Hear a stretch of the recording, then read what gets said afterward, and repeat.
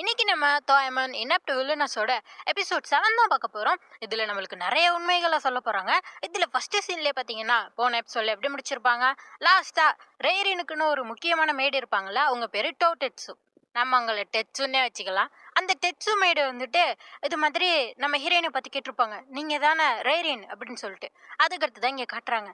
அப்படியே அவங்க வந்துட்டு கேக்குறாங்க, நீ ரெய்ரின் தானே அப்படிங்கிற மாதிரி கேட்க, நம்ம ஹீரோயினி எப்படி உங்களுக்கு தெரியும்னு அதிர்ச்சியா உட்காந்துருக்கா. அப்பதான் அவங்க சொல்றாங்க, நீ போட்டிருக்க கட்டு, நீ வந்து உட்காந்துருக்க விதம், நீ பேசுற விதம், நீ போட்டிருக்க ட்ரெஸ் எல்லாமே அப்படியே என்னோட மாஸ்டர் ரேரின் மாதிரி இருக்கு, நீ ரேரின் தானே அப்படிங்கிற மாதிரி சொல்ல, அவளால உண்மையை தான் சொல்ல முடியாது. ஏன்னா வந்து கேக்கிச்சோ அதான் வில்லி வந்து ஃபர்ஸ்டே உடம்ப மாத்துறப்ப நம்ம ஹீரோயினி உண்மை சொல்லிடக்கூடாதுன்னு சொல்லிட்டு அதுக்கும் தானே ஒரு மந்திரக்கட்டு போட்டு வச்சிருக்கா. நம்ம ஹீரோயினி சொல்ல வரா, ஆனா சொல்ல முடியல. இருந்தாலும் இந்த டெட்ஸுக்கு தெரிஞ்சிருச்சு இவங்க நம்ம ரேரின் தான் அப்படின்னு சொல்லிட்டு அவங்க அழுவுறாங்க. இந்த 7 நாளா நான் போய் அந்த வில்லிக்கு வேலை பார்த்துக்கிட்டு இருந்திருக்கேன், நீங்க உடம்பு மாத்தினது கூட தெரியாம இருந்திருக்கேன், இப்படி ஒரு மெய்டா இருந்திருக்கேன்னு என்ன நினைச்சா எனக்கே அசிங்கமா இருக்கு அப்படிங்கிற மாதிரிலாம் அவங்க அழுதுகிட்டு இருக்காங்களா. நம்ம ஹீரோயினி சொல்றா, இதுக்கெல்லாம் கவலைப்படாத, உனக்கு எப்படி உண்மை தெரிய வந்துச்சு அப்படிங்கிற மாதிரி சொல்றப்ப, அதுவா என்னன்னா அந்த வில்லி இப்ப கண்ணை திறந்துருப்பாளா, உடம்பு சரியாயிட்டு கண்ணு முழிச்சிட்டா.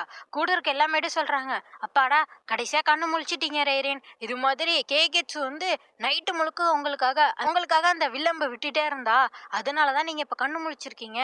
சூப்பர்ல, அந்த வில்லி இப்படி பண்ணுவான்னு நான் நினைச்சு கூட பார்க்கல அப்படிங்கிற மாதிரிலாம் அந்த மேட்ஸ் எல்லாம் பேசிட்டு இருக்காங்களா.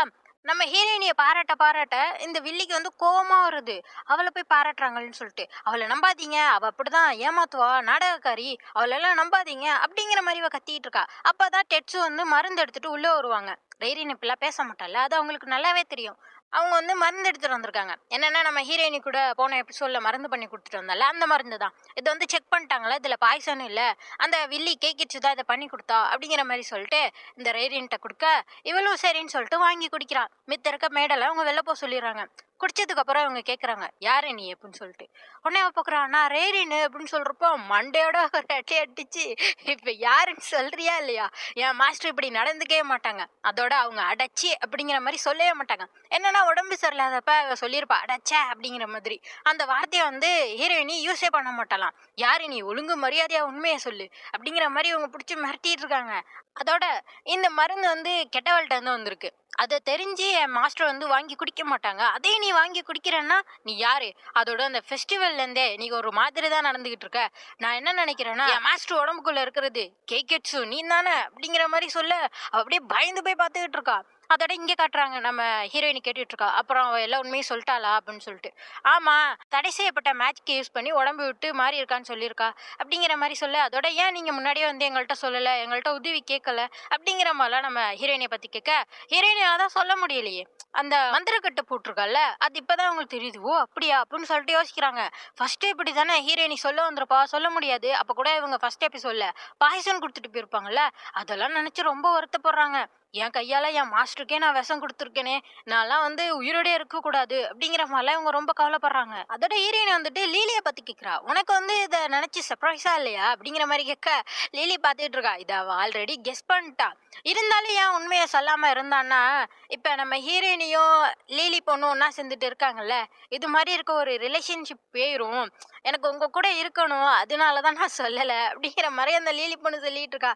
ஹீரோயினிக்கு ஒரே சந்தோஷம். அதோட டெட்ஸு சொல்லிட்டு இருக்காங்க, இது முன்னாடியே எனக்கு தெரிஞ்சிருந்தா நான் வந்து உதவி செஞ்சிருப்பேன், நான் இப்படி இருந்துட்டேன்னு அப்படிங்கிற மாதிரி அவங்க வருத்தப்பட, அப்பதான் நம்ம ஹீரோயினி சொல்றா, இல்ல டெட்ஸு இதுக்கெல்லாம் கவலைப்படாதீங்க, ஏன்னா இந்த 7 நாளா நான் செய்ய முடியாத எல்லா விஷயங்களையும் பண்ணேன், நான் அவ்வளோ சந்தோஷமா இருந்தேன், அதனால இதை நினைச்சு நான் வருத்தமே பண்ணல, நம்மளால முடிஞ்ச அந்த பிரச்சனையை வந்து அமைதியா முடிச்சிடலாம் அப்படிங்கிற மாதிரி சொல்றா. அந்த மேடா, இல்ல அதெல்லாம் நான் ஒத்துக்க மாட்டேன், எப்படியாச்சும் அந்த கேக்கிட்ஸு அந்த வில்லிக்கு வந்து தண்டனை கிடைச்சே ஆகணும், ஏதாச்சும் நான் பண்ணியே தருவேன், அதோட நான் பண்ண பாவத்துக்கு என்ன நானே கொலை பண்ணிக்கிறேன் அப்படிங்கிற மாதிரி கத்தி எடுத்துக்கிட்டு இருக்காங்க. அப்பதான் ஹீரோயினி சொல்றா, இல்ல நீ அப்படிலாம் பண்ணக்கூடாது, அப்படி உங்களுக்கு பனிஷ்மெண்ட் வேணும்னா நீங்க வந்து கேக்கெட்ஸுவ அதாவது அந்த வில்லிய எப்போதும் போல நீங்க பாத்துக்கணும், அதே மாதிரி அவளுக்கு எந்த பிரச்சனையும் வராம பாத்துக்கோங்க அப்படிங்கிற மாதிரி சொல்லிடுறா. இதை வந்து வெள்ளவும் சொல்லிடக்கூடாதுன்னு சொல்லிட்டா. இது மாதிரி நடந்த விஷயத்த நீங்க வந்து அரசிக்கிட்டேயோ கிரான் பிரின்ஸ்கிட்டயோ யார்கிட்டயுமே சொல்லக்கூடாது, இது வந்து நமக்குள்ளேயே தான் இருக்கணும், எப்போதும் போலயே இருங்க அப்படிங்கிற மாதிரி சொல்லிடுறா. அவங்களும் சரின்னு சொல்லிட்டு அங்கேருந்து போயிடுறாங்க. இப்படி நடந்ததுனால பக்கத்துல லில்லி அவ வந்து மன்னிப்பு கேட்கிறா. அந்த வில்லி பண்ணதுக்கு நான் மன்னிப்பு கேட்கிறேன் அப்படிங்கிற மாதிரி சொல்ல, அதெல்லாம் இல்ல லில்லி, நான் இங்க வந்து சந்தோஷமா தான் இருந்தேன், அது உன் கூட ரொம்ப சந்தோஷமா இருந்தேன்னு அப்படிங்கிற மாதிரிலாம் சொல்ல, அதோட என்னைக்கா இருந்தாலும் இது முடிஞ்சிரும், அது வரைக்கும் நம்ம 2 பேரும் இதே மாதிரி என்ஜாய் பண்ணலாம் அப்படிங்கிற மாதிரி சொல்ல, அவ்வளவுதான் இவளுக்கு மயக்கம் வருது. இன்னும் இவளுக்கு முழுசா உடம்பு சரியில்லை போல. அப்படியே அந்த மேடும் கூட்டிட்டு வந்து நீங்க படுங்க அப்படிங்கிற மாதிரி சொன்னா இவ படுக்க மாட்றா. துணி தைக்கிறாங்கிறா, கூட பின்றாங்கிறா, மேடா எல்லாத்தையும் புடிங்கி வச்சுட்டு இப்ப தூங்க போறீங்களா இல்லையா அப்படிங்கிற மாதிரி சத்தம் போட, அப்பதான் ஹீரோயினிய தூங்க ஆரம்பிக்கிறா. அப்படியே இங்கிட்டு காட்டுறாங்க. இங்கிட்டா இந்த வில்லி செம்ம பயத்துல உட்காந்துருக்கா. போச்சு போச்சு, எல்லா உண்மையே தெரிஞ்சிருச்சு, போய் சொல்லிடுவாங்க, கிரவுன் பிரின்ஸ் வந்து என்ன கொல்ல போறாரு அப்படிங்கிற மாதிரி இவ பயந்து போய் நடுங்கிட்டு இருக்கா. அப்பதான் என்ன நடந்துச்சுன்னு காட்டுறாங்க. அதே மாதிரி அந்த டெட்ஸு வந்து புடிச்சு எல்லாத்தையும் கேட்டிருப்பாங்களா. உடனே இவ சொல்லியிருக்கா, உண்மை தெரிஞ்சிருச்சுல, இப்ப வந்து என்ன கொல்றதுன்னா கொண்டுக்கோங்க, ஏன்னா வந்து இது வந்து ஹீரோயினியோட பாடியில, இது ஏதாச்சும் பண்ணா உங்களுக்கு தானே பிரச்சனை அப்படின்னு சொல்லிட்டு சுத்தி நெருப்பா வர வச்சிடுறா. அதோட அவங்க தான் வந்துட்டு நான் என் மாஸ்டரை போய் பார்த்துட்டு வரேன் அப்படின்னு சொல்லிட்டு போயிருப்பாங்களா. அதெல்லாம் யோசிச்சுட்டு இருக்கா. அப்பதான் வந்துட்டு இந்த பக்கத்துல இருக்க அந்த சாம்பிராணி பாட்டை பாக்குறா. இது வந்து உடஞ்சிருக்குது. ஏன்னா இவளுக்கு அந்த கனவுல அந்த கண்ணெல்லாம் வந்துச்சு. அப்ப நம்ம ஹீரோயின் வந்து அம்பு விட்ட அந்த சவுண்டால தான் வந்து இவ காப்பாத்தவே பட்டிருக்கா. அப்ப இந்த பாட்டு உடஞ்சிருக்குன்னா இது வந்து செய்காட்டுன்னு அந்த கிஃப்ட் தானே. அப்ப இதுலதான் அந்த சாபம் இருக்கா அப்படின்னு சொல்லிட்டு அதை எடுத்து பார்த்தா உடஞ்சி ஒரு சலந்தி மாதிரி உள்ள இருக்கு. இது வந்து ஒரு வெனம் கிராஃப்ட், ஏதோ ஒரு பிளாக் மேஜிக்கா. இதை போட்டா அப்படியே உடம்பு சரியில்லாம போய் இறந்து போயிருவாங்களாம். அந்த அளவுக்கு கொடூரமான ஒரு பிளாக் மேஜிக்கா. இதை யார் போட்டிருப்பா, இது எனக்கு மட்டும் தானே தெரியும். அப்ப இதே மந்திரம் தெரிஞ்ச இன்னொரு ஆள் இருக்காங்களா அப்படின்னு சொல்லிட்டு இவளுக்கு தெரிஞ்ச மாதிரி அப்படியே அதிர்ச்சியா உட்காந்துருக்கா. அப்படியே எங்கிட்ட காட்டுறாங்க. பார்த்தா அங்க இருக்க லேடிஸ் எல்லாம் ஒரு குட்டி மீட்டிங் மாதிரி போடுறாங்க. என்னன்னா அந்த ரேரியனுக்கு அதான் வில்லிக்கு வந்து இப்ப உடம்பு சரியாயிட்டல, அதுக்காக வந்து அவளுக்காக gift கொடுக்கறது, அது மாதிரி எல்லா மெய்டன்ஸும் அப்புறம் அந்த அரசிகள்லாம் வந்திருக்கிறாங்க. எல்லாரும் உட்காந்து பேசிட்டு இருக்காங்களா. அங்கதான் வந்து கேகேட்ஸோட ஆன்ட்டி வராங்க. அவங்க இதே மாதிரி ஒரு சாம்பிராணி பாட்டை கிஃப்டா கொடுக்குறாங்க. அப்படியே எல்லாரும் உட்காந்து பேசிட்டு இருக்கப்ப சேக்காவோட ஆன்ட்டி வந்துட்டு சொல்றாங்க, இது மாதிரி இவளுக்கு வந்து அடிக்கடி உடம்பு சரியில்லாம போயிட்டு இருக்கு. ஏன்னா வந்துட்டு ரேரின் தான் அடுத்த அரசியாக போறவ. இப்படி இருந்தா அவளுக்கு குழந்தெல்லாம் எப்படி பிறக்கும் அப்படிங்கிற மாதிரிலாம் பேச, அவ்வளவுதான் அரசிக்கு கோவம் வந்துருது ரெய்ரினோட ஆன்ட்டிக்கு. அவங்க பாக்குறாங்க, நீ வந்து முடியாதவங்கள பார்க்க வந்துட்டு என்ன இப்பெல்லாம் பேசிட்டு இருக்கன்னு பிடிச்சி கண்ணமனன்னு திட்டி விட்டுறாங்க. நம்ம ஆளு பார்க்க ரவுடி மாதிரி கண்ணமனன்னு பிடிச்சி திட்டி விடுறாங்க. அவ வாடி போயிடுறா. உடனே வந்துட்டு சேக்கா தான் மன்னிப்பு கேட்கிறா. என் ஆன்ட்டிக்காக நான் மன்னிப்பு கேட்கிறேன் அப்படிங்கிற மாதிரி சொல்ல, அரசியும் பார்த்துட்டு ஏதோ நீ வந்து நல்ல பண்ணா இருக்கிறிய சரின்னு சொல்லிட்டு, அதோட நம்ம ரேரியனோட ஆன்ட்டி அவங்க தான் அரசியே. அவங்க வந்து சொல்றாங்க, இந்த மாதிரி அவ்வளவு சீக்கிரம் நீங்க கணிச்சிட முடியாது, அடுத்து யார் அரசி ஆக போறான்னு சொல்லிட்டு. எப்ப வேணா சூழ்நிலை மாறும். ஏன்னா அப்படிதான் இவங்க 4 பேரும் அரசருக்கு கேண்டிடேட்ஸா வரப்ப இவங்க வந்து எல்லாரும் என்ன நினைச்சிட்டு இருந்திருக்காங்க, கேகேட்ஸோட ஆன்ட்டி தான் வந்து அடுத்து அரசியாக போறாங்கன்னு சொல்லிட்டு. ஏன்னா நம்மளோட ஆன்ட்டி வந்து பாத்தீங்கன்னா ரொம்ப ஓல்டானவங்க, அதே மாதிரி கியூட்டாலாம் இருக்க மாட்டாங்க, பொண்ணுங்க மாதிரி நடந்துக்கவே மாட்டாங்களாம். அதனால நம்மளெல்லாம் கண்டுக்க மாட்டாங்க அப்படிங்கிற மாதிரிதான் இவங்க இருந்திருப்பாங்க. பாத்தீங்கன்னா இவங்க சரியான அரகத்து. அதோட வந்துட்டு கேகேட்ஸோட ஆன்ட்டியும் ரேரினோட ஆன்ட்டியும் ரொம்ப க்ளோஸ் ஃப்ரெண்ட்ஸு. இப்போ வந்து நம்ம ஆன்ட்டி ஓட்டு மேலே படுத்து கிடப்பாங்களா.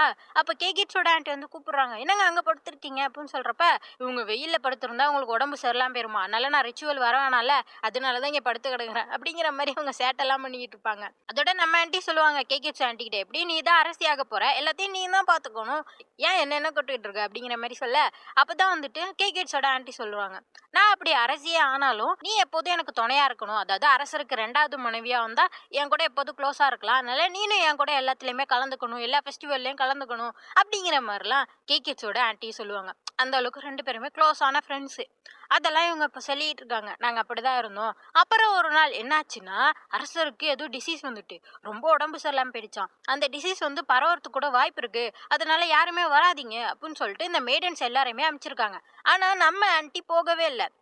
ஒரு கணவனுக்கு உடம்பு சரியில்லை, கூட இருந்து பார்த்துக்காம அப்புறம் மனைவிக்கு வேற என்ன வேலை அப்படிங்கிற மாதிரி அவங்க தைரியமா போயிட்டு ஒரு வாரமா அந்த அரசரை பக்கத்திலேயே இருந்து பார்த்து அவருக்கு உடம்பு சரியா இருந்திருக்கும். அதுக்கப்புறம் தான் அரசர் வந்துட்டு நம்ம ஆண்டியவே அரசியா சூஸ் பண்ணியிருக்கிறாரு.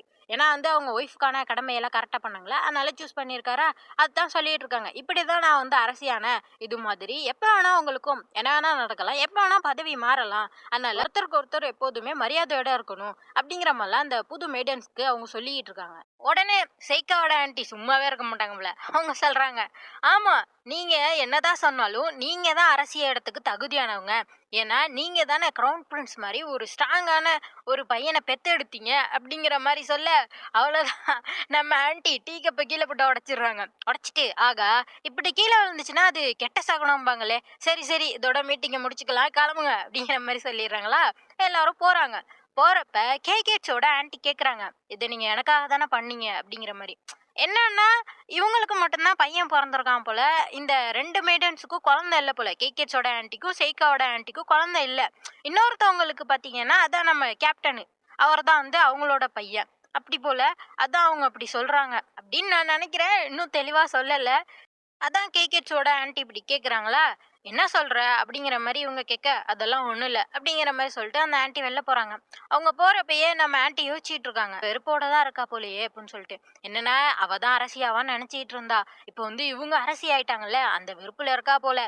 அதே நேரத்துக்கு பார்த்தீங்கன்னா, இந்த பாட்டு, அந்த சாம்பிராணி பாட்டு ரெட் கலர்ல இப்போ குடுத்தாலே கிஃப்ட்ன்னு சொல்லிட்டு, அதுலேருந்து கருப்பா புகை வருது. அவ்வளோதான். நம்ம அரசி அப்படியே மயங்கி பொத்துன்னு கீழ விழுந்துடுறாங்க. அப்படியே இந்த எபிசோடு முடியுது. அப்ப இவங்க தான் நம்ம வில்லிக்கும் அந்த சாம்பிராணி பாட்ட கிஃப்ட்டா குடுத்தது போலயே. அடுத்த எபிசோட்ல தான் உண்மை என்னன்னு தெரியும். அடுத்த எபிசோட் அடுத்த புதன்கிழமை வந்துரும். அதுக்கு மறக்காம சேனல சப்ஸ்கிரைப் பண்ணிக்கோங்க.